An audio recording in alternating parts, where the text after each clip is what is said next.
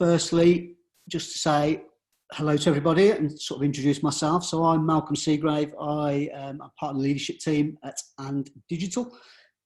So was brought in a couple of years ago to sort of establish us in the north. We're now around about 600 to 700 people across the UK, about 4 locations in the north now. So we are Manchester, Halifax, Leeds, and more latterly Edinburgh. So welcome to, in essence, our first Elevenses, which is a really grand title, I have to say, Jess. I feel like I should be wearing a cravat or something in terms of moving on this one. Let me jump on to the first slide. If you can pop that on for me, Sam. And just to sort of introduce what Digital do, really. We, in essence, do 2 bits. We build digital products, similar to lots of the other consulting businesses across the UK, but we're slightly different in we try and build the client's capability and the client's employees' capability as we're doing that. So we set the business up to, in essence, focus on that with a real firm belief that every company nowadays needs that in their DNA in terms of them to operate, and that's probably even more important now given what we're in the middle of in terms of the importance of digital and you know, the ways of working that are going to probably be with us for a period of time now. If you jump on to the next one, Sam, in essence, we do this in sort of 3 different flavours. So the first piece we always refer to as guide, which is all about really setting the foundations right, and that is, you know, anything from ways of working to, you know, what the physical layout might look like, to, you know, the organisational charts, etc., etc. So, you know, that is all about really setting those foundations to in essence do what the bulk of the business does, which is build and teach. So the build bit is obviously building digital products, whether it's mobile apps or, you know, applications, etc. But we do that with our world-class academy alongside us. So again, teaching and upskilling the talent within your organisation as we do that. We believe the best way to learn is to do alongside. So use our expertise to sort of help and guide and build that capability going forward. So obviously we cover lots of different areas in terms of the sort of agile landscape and digital landscape. And as part of that is sort of one of our specialisms, which is around sort of UX, UI design, user research. And Samuel, who is going to cover this piece for us, is obviously a key part in terms of what he does. So probably pass you on to Sam. We will be recording this and that'll be shared with everybody post this as well. We'll cover that later. So over to you, Sam. Thanks, Malcolm. Just like to start off to say hello, everybody, and welcome to one of our first Elevenses and to my talk around play, which I'm very passionate about. So this is a young me, but before I get into my picture, I'm a lead UX designer at Digital. I've been here for about 10 months now. Really enjoyed my time as well, working on different clients, from doing UX stuff to research to service design stuff. But before my life at I did work at the BBC for about 6 years as a senior designer. And that's where I learned a lot of my craft around play, especially creative workshops, collaborating with different teams, engineering teams, product teams, marketing teams, and non-digital people as well. I'm from Manchester, I'm a proud Mancunian. I like to call, well, I'm an aspiring footballer. I think I'm probably past that age now where I can probably make it anymore as a footballer, but I still try to aspire to be one. And everyone has a title. My title is Activity Junkie. So if you throw an activity at me, I will give it a go. I'll give it a try once, you know, even if I'm not that great at it. As my talk in the title, it's all about play. And this picture is kind of significant to all of that. It's me about 7 or 8, and from the size of my smile, I'm having a good time because I'm playing on what looks like a 16-bit Sega Mega Drive. In my household, you know, if you brought up in a working class background in Bolton, game consoles were not a thing. So I maxed this out on this family holiday in Florida. But why is this picture significant? Because it's reminding me about one specific moment on that holiday, and where the whole family were headed to the big one, Disneyland, Disney World. It's the dream one, right? There's six of us. My dad rented a car. It's one of those like American cars with like the sliding doors.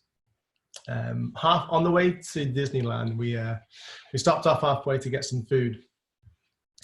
I decided to stay in the car because I wasn't that hungry, but Dad left the keys in the car with me.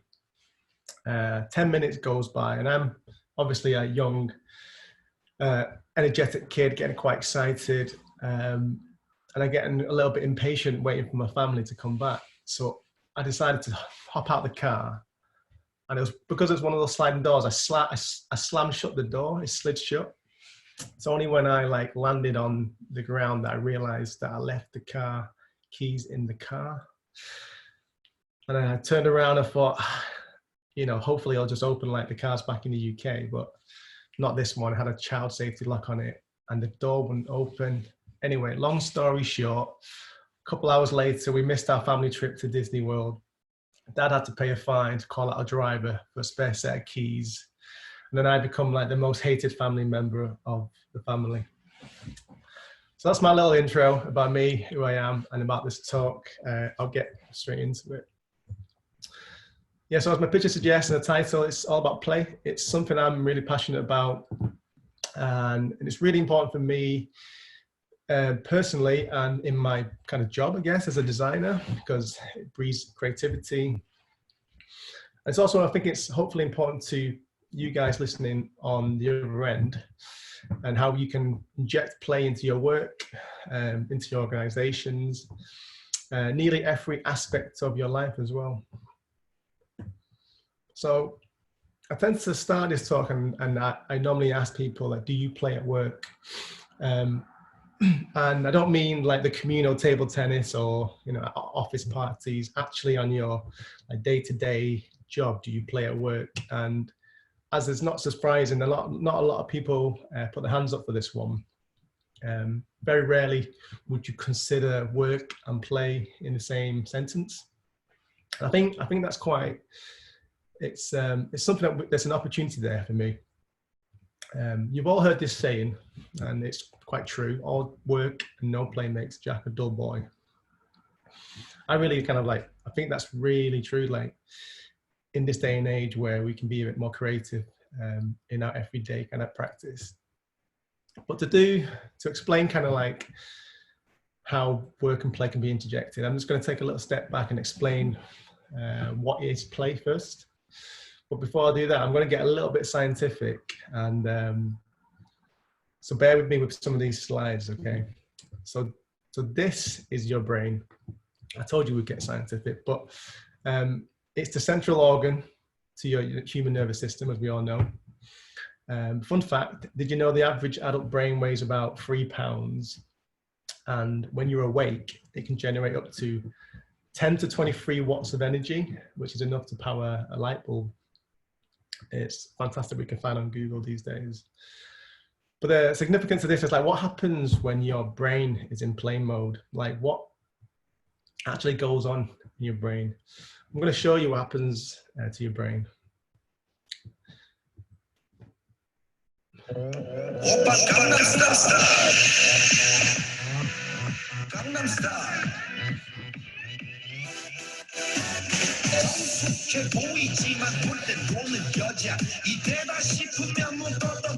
That's enough for Gangnam Style, but that is kind of what happens to your brain. It's releasing endorphins. It's happy, it's dancing, it's energetic, it's stimulating. Obviously not Gangnam Style for everybody, but it's that sense of like it's doing something really positive for you. So many of us feel that play is good, and there's very little of us that feel play is bad. But in general, to us, to adults, to working professionals, even though we know it's good in value, we don't really know why. It's like, why is it good, or how it's good for us? Like, how does it contribute to learning, or is it just some trivial pastime that you used to do as a kid and in your spare time? I'll try and answer that question in the next kind of section, which is all about the benefits of play to, I guess, the human body and to your brain. Now, again, I have to apologize way in advance. I am no brain expert for the next few slides. So I'll be simplifying some of the content so that it's just easier for you to understand without me getting way too technical about how the brain works. So don't quote me on any of this. It's all backed up by research though. So brain experts tell us that a child's brain development during their early years sees a rapid and fast growth. So in this slide, like the big headline with this one is that big figure. 90% of a child's brain development happens before the age of 5.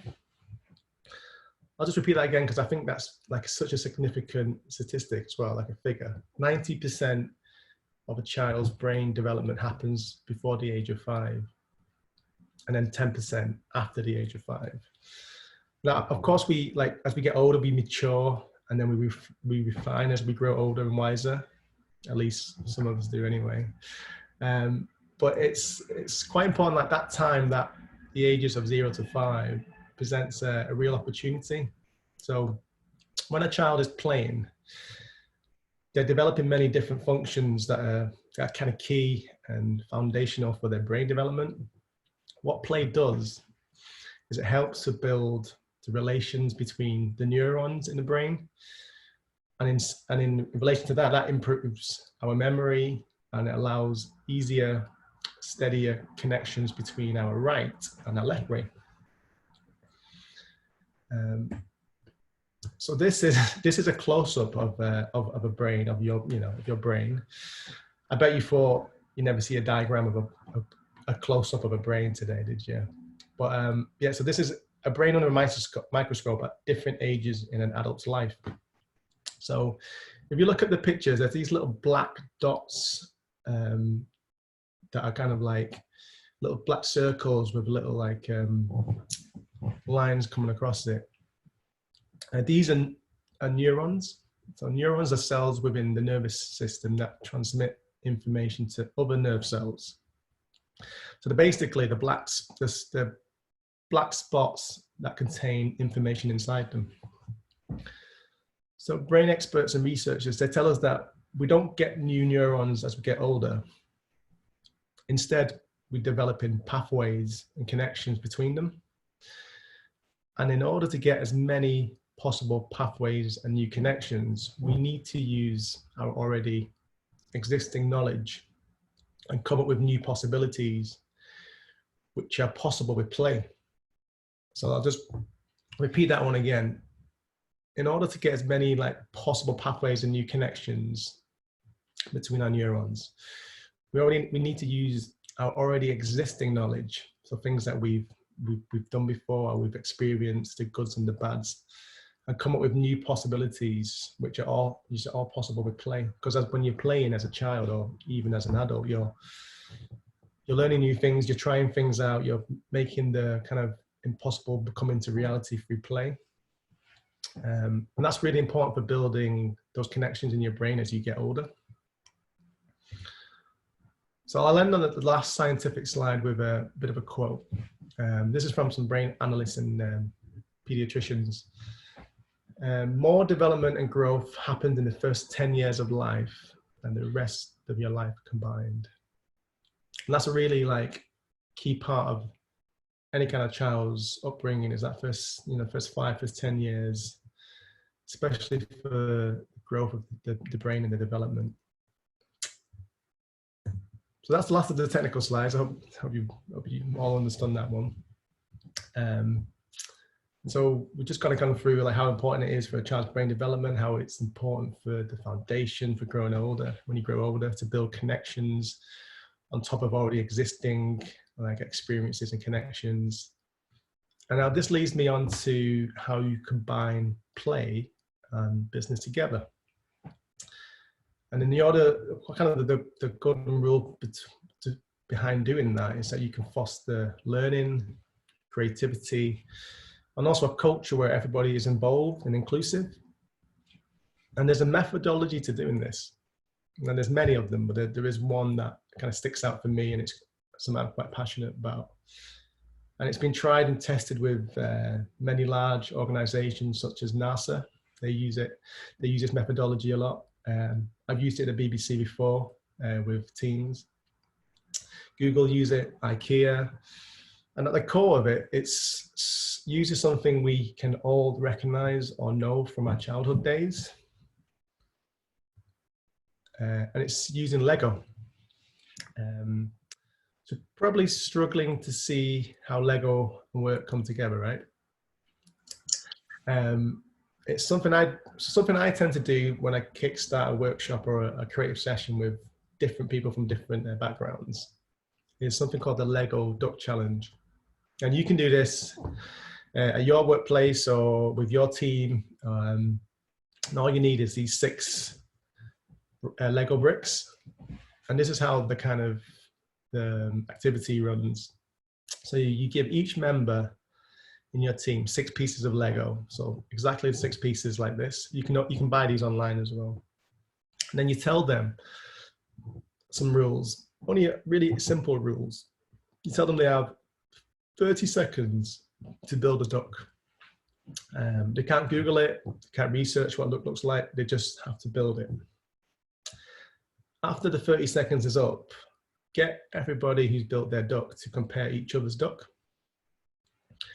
And what you'll find is that each individual will have their own take on what a duck looks like. It's very rare you will find 2 ducks that look exactly the same. So some are tall, and some are short. You'll find that some actually, do look like ducks actually. Like there's some people who know what a duck looks like. And there are some people who, they're slightly odd, shall we say. They're a little off in terms of a duck, but they're kind of there. But the point of that kind of activity and exercise at the start of a creative session is to show the power of diversity.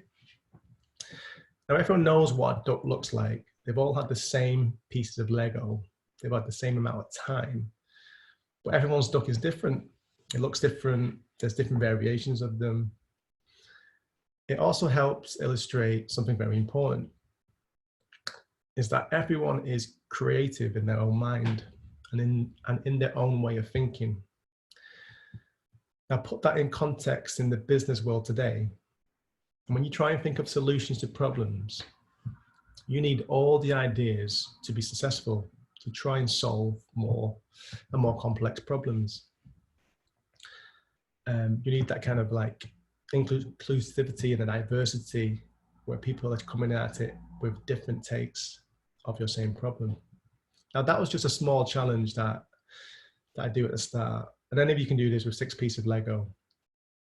And the key to it is to show the power of diversity and each individual's creativity. But how do you do that? How do you scale that up to bigger problems or challenges in your product teams or in your organization and with the other businesses and with team members? So Lego run a course. Some of you might have heard of it. It's called Lego Serious Play. It basically works on the same principle as the previous activity, the duck challenge, just with more pieces. So Lego bricks can be gathered together and connected in a variety of ways to come up with like countless solutions to organization problems or challenges, such as how might we organize ourselves after this pandemic, for example. How might we battle climate changes? Or you could even build a structure about how you feel as a team through these Lego pieces. And the beauty of it is you can easily take all of these apart and come up with new solutions. So during Lego Serious Play, people learn that just the Lego bricks, the little characters on there, they're just a metaphor for whatever it is they want to express. And it's really effective as it breaks down like walls of hierarchy. So you have CEOs or product managers or people that have a certain stakeholder status. It fosters collaboration as well because it's fun and it's playful. And that's kind of the key bit too, really. It's fun and playful with a real kind of underlying meaning behind it all. So experts tell us during Lego series play that 80% of our brain cells are connected to our hands.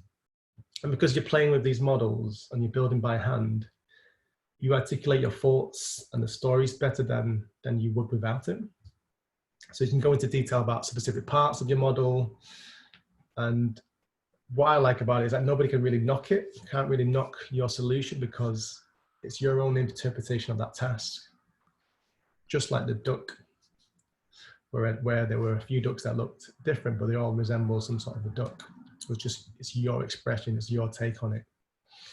And something that's quite valuable that I found out through other research from doing this is it's really good for introverts who might find it difficult to express their feelings or their ideas in a meeting room, because they're engaging and playing and building with these models and they come up with their solutions, and then because it's their solution, they can explain it better. Now, these are just a few examples of someone's interpretation of how they perceive like their team strength versus their customer needs. I think there's a zip line there, which is like representing the team, and there's like the customer needs like it being served in the middle. This is an example of a city using Scrum, so built out of Lego. So there's like little pockets of teams in each kind of like segment, and then they're all kind of working to the core middle bit, which is that little bit in the middle there.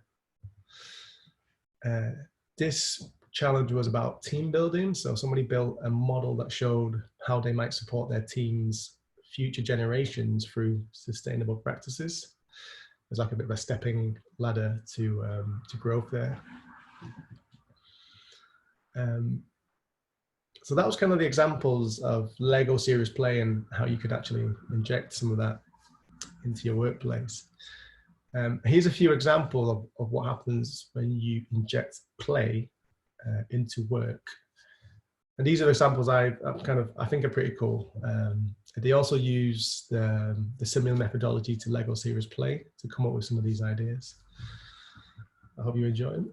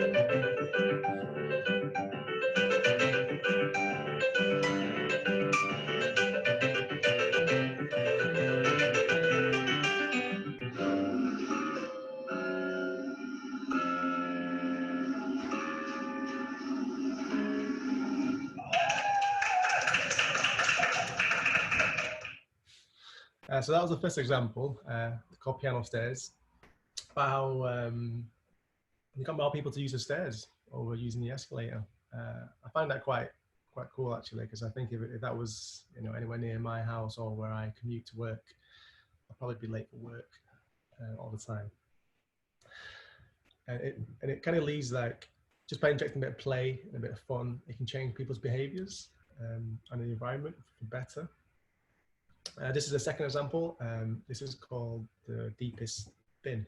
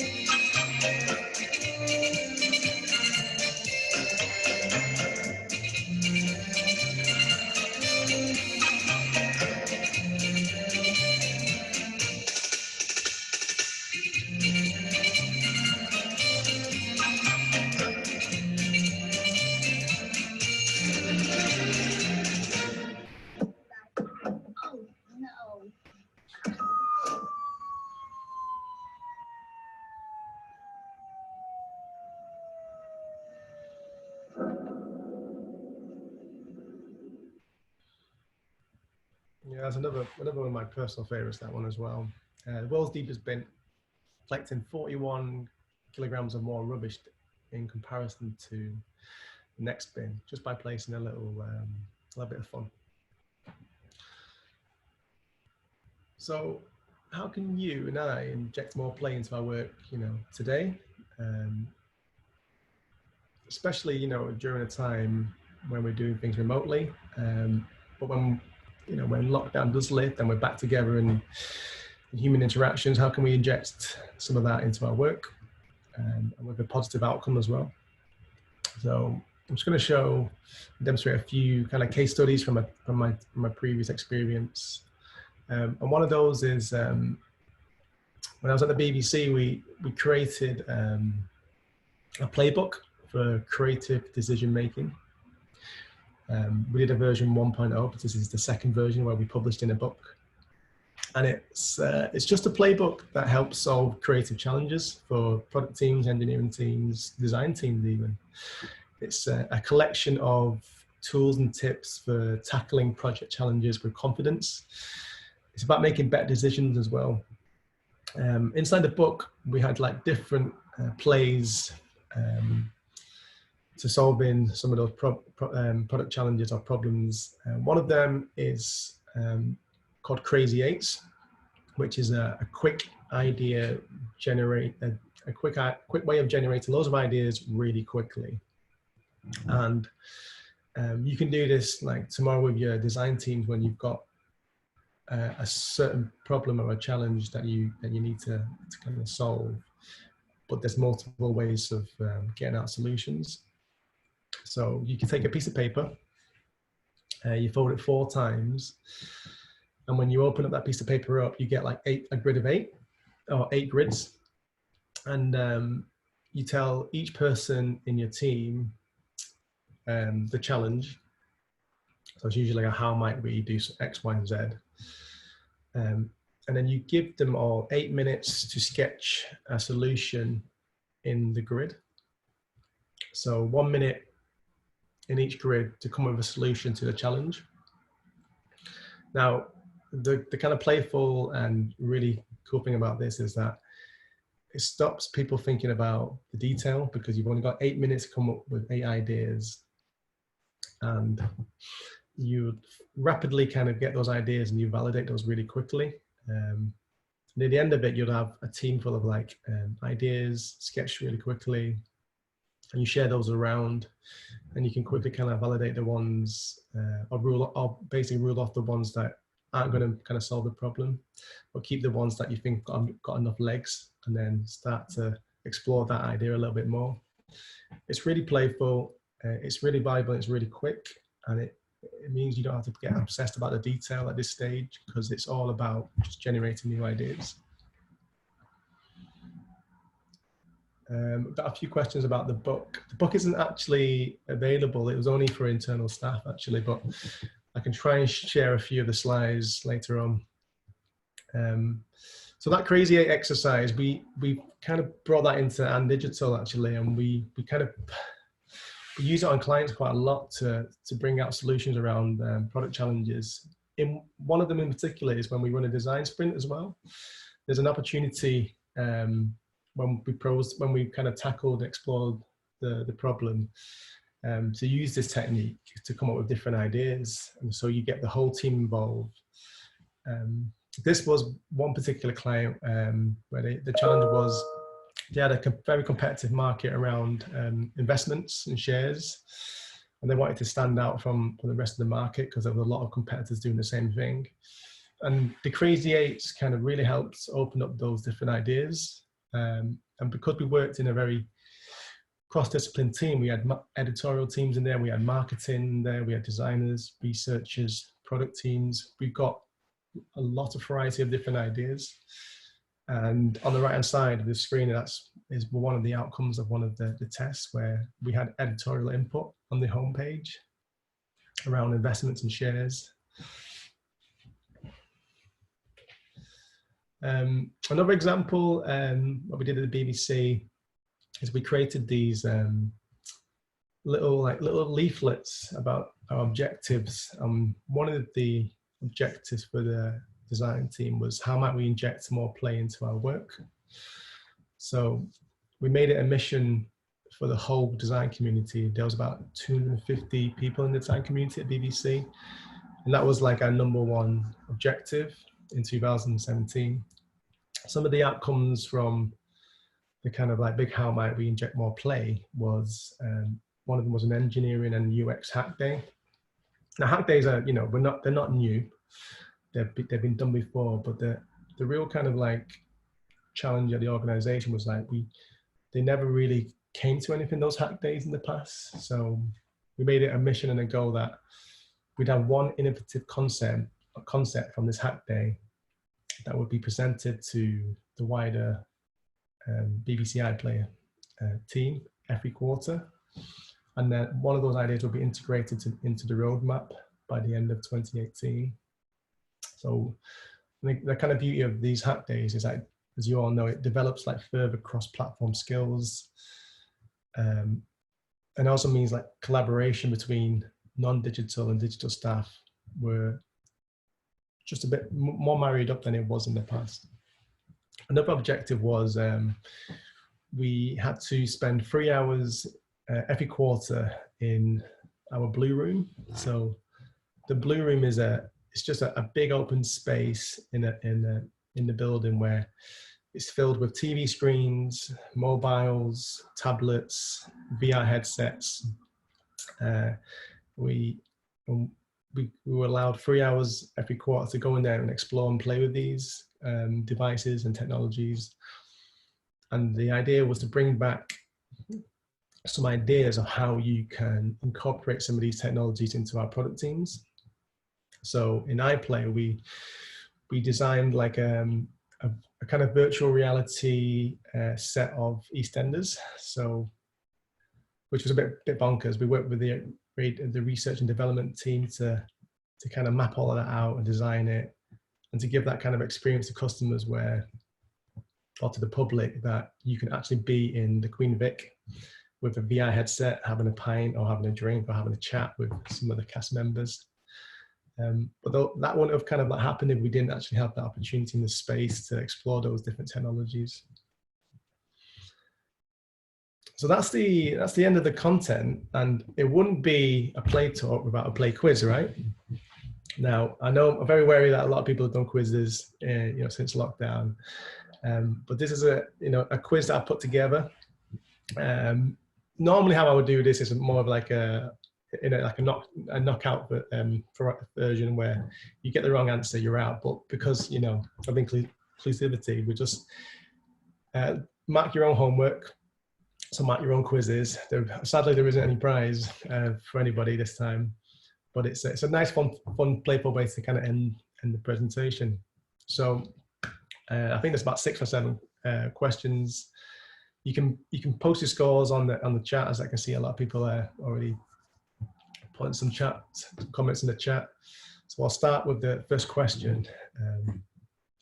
So question 1, have you got your pen and paper ready? How much of a child's brain development happens before the age of 5? So I'll repeat that again. How much of a child's brain development happens before the age of 5? Now you should all get this one because this was in the content in the slides. Is it A, 10%, B, 90%, C, 50%, or D, 75%? Final answer is 90%. So 90% of a child's brain development happens before the age of 5. So how we talked about how key the age of 0 to 5 is for a child's brain development, and then 10% after that.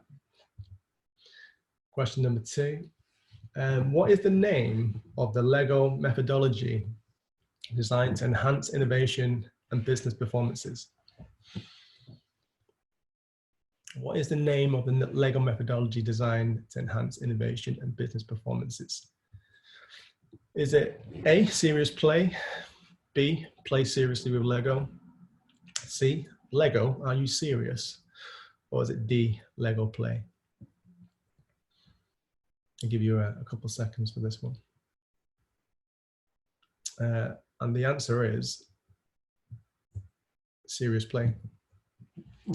Kind of the really interesting thing about Lego serious play as well is that you can actually do the course and be a certified Lego serious play facilitator, which for me means you get paid to play with Lego, which I think is probably everyone's dream job. Question number 3. So this is like for the eagle-eyed ones. In my intro picture, what brand was my hat? So in the picture when I was explaining when I went to Disney World, what brand was my hat? Was it A, an Adidas brand, B, a Nike brand, C, a Reebok brand? Well, was it actually D? Was it a trick question and I wasn't wearing a hat?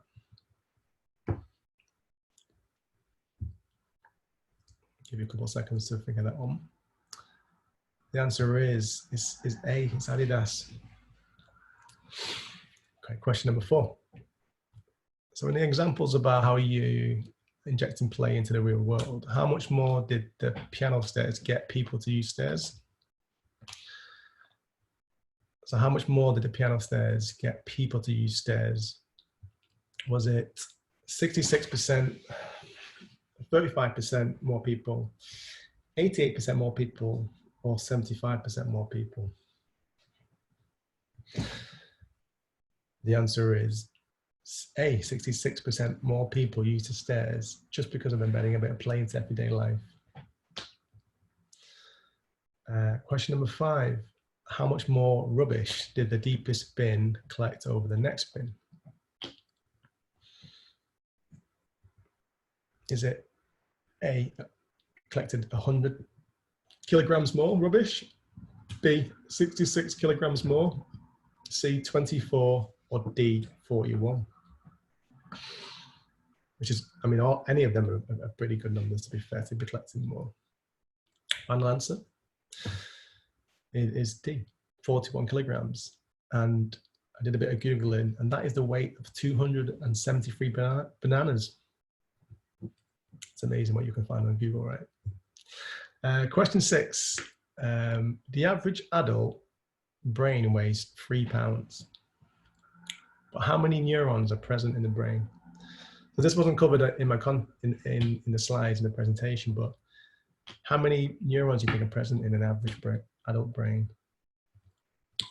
Is it A, 10 million, B, 80 billion, C, 1 million, or is it D, 400,000? This will be interesting. Final answer is B. There is about 80 to 90 billion neurons in the adult brain, which is extraordinary, right? When you think about all those connections we can make from them. Okay. Now, this is a decider question, and it's the big one. How many combinations are possible using only 6 Lego bricks? I'll repeat that one more time. How many combinations are possible using only 6 Lego bricks? So these 6 Lego bricks, how many combinations are possible? So a standard 4x2 Lego brick, how many do you think? I'll give you a little clue. It's more than you think. I'll give a couple of seconds for people to think of this one. And if you've got it right, like spot on to the one, then I definitely know you've cheated or Googled this one, or you know this from previous knowledge. Final answer, drum roll. It's a staggering 915,103,765 combinations, which is just, which is kind of mind blowing, really. And that concludes and finishes as the end of the talk. So I just want to say thank you for being patient and for sticking with me. If there are any questions, please try and put them in a comment, and I'll try and rattle off as many kind of questions as possible. There was a couple of things popped out. I was taking a note through it. There was a question about recording. We are going to record this, so maybe at the beginning. There was a question around the book, which you're going to pull out the BBC bits and get some of that stuff out to people. That's okay. Yeah. I can pull out a link actually on that one. There's for people on the line now, if you Google Hyper Island Toolbox, a lot of the methodology and a lot of those workshops are in there, and it's also a digital version, so save an environment. I'm going to print one off. Hyper Island Toolbox, and put it in there. Cool. Is there any other books, Sam, worth looking into? There's a few mentioned Game Storming. Yeah, Game Storm is a really, really good one. There's lots of that. I think the Hyper Island Toolbox is definitely a good starting place for now. Game Storming one, definitely one as well. Other books in there, can't think of any on the top of my head. I'll try and put something in the when we do the recording, and then we send it out as a wider comms and stuff. Perfect. There's no other questions then. I have a quick question, if that's okay. Just, I know we're on time, but just a quick one. Sam, if you have a really strict stakeholder, so they're very business first, or a scrum master, how do you convince them to play one of these games like the Crazy Eights? Yeah, that's a good question. That I wouldn't advise just going straight in there with to a CEO and start introducing Lego in a creative session. I think you have to read your stakeholders and engage with them. Show examples if you've done this before as well. I think that always really helps by showing examples and how it's proven to be good. And that in some ways is one way to get them on board. Also involve them in the session as well, so they can see the value of it. I think that's really important. It's about that collaboration and making sure they feel a part of the team, so to speak. But yeah, showing examples, get them involved in the collaboration or in the activity themselves, that goes a long way. And one more, I think, yeah, it's okay to play at work as well. It's actually more than okay, it's vital. I'll hand you over to Malcolm now for the closing. Yeah, thank you, Sam. As ever, I could listen to you all day, mate. Fantastic, really positive.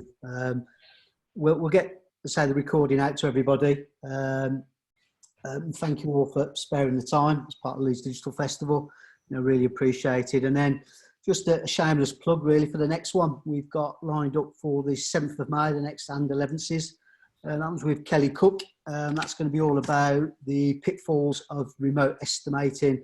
And I'm told it involves fruit bowls. So another slightly random one that you shouldn't be missing. But it'd be really good. So yeah, we'll go out and enjoy the day and play. Thank you, everyone. Thanks. Cheers.